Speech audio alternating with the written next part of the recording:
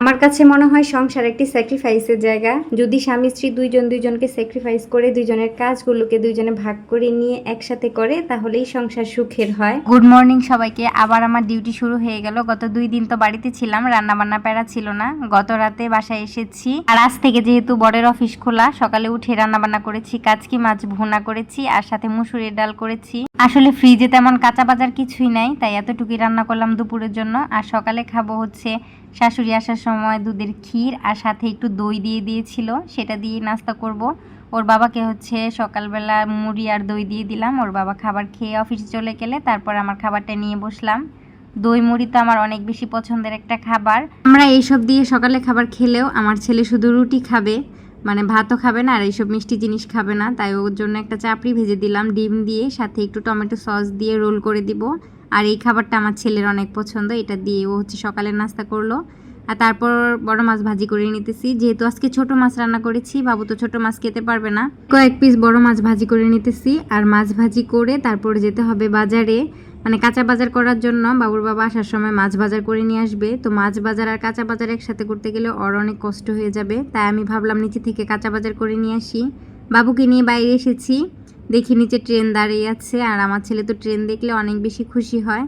তো কিছুক্ষণ ট্রেন দেখে তারপর ঝটফট কিছু বাজার করে নিয়ে বাসায় চলে আসছি। আজকে বাইরে অনেক বেশি গরম আর অনেক রোদ, অল্প কিছু বাজার করে নিয়ে আসছি। আর বাজারে সব কিছুর এত বেশি দাম।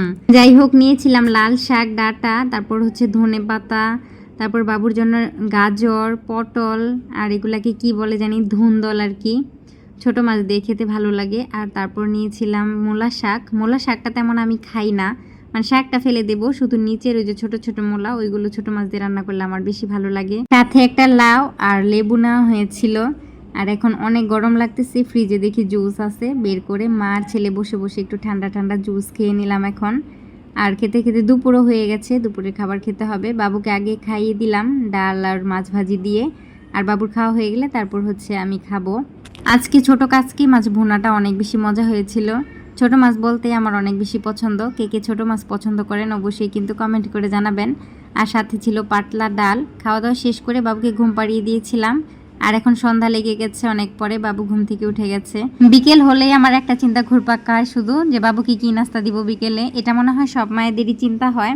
তো ভাবলাম ফ্রিজে তো দুধের ক্ষীর আছে, সেটা দিয়ে পাউরুটি দিয়ে দিলাম। ও হচ্ছে বসে বসে খেতে থাকবে। আর আমি এইদিকে বোতলগুলো সুন্দর করে গরম জল দিয়ে ধুয়ে নিয়েছি। বাড়ি থেকে যেহেতু দুধ নিয়ে আসছি, এই ছোট ছোট বোতলে উঠিয়ে রাখবো। এই কাজটা করতে করতেই ওর বাবা হচ্ছে অনেকগুলো মাছ নিয়ে চলে আসছে, 3 রকমের মাছ নিয়ে আসছে এখানে। আমি আবার সুন্দর করে ধুয়ে পরিষ্কার করে এখানে রাখলাম, এখন ফ্রিজে গুছিয়ে রেখে দিব। আর ওইদিকে হচ্ছে বাবুর বাবা রাতে যে খাবো সেই মাছগুলো ভাজি করে নিতেছে। সবসময় এই কাজটা করে, আমার ভালো লাগে। যাই হোক, দুজনে মিলেমিশে কাজ করলে কাজটাও সহজ হয়ে যায়।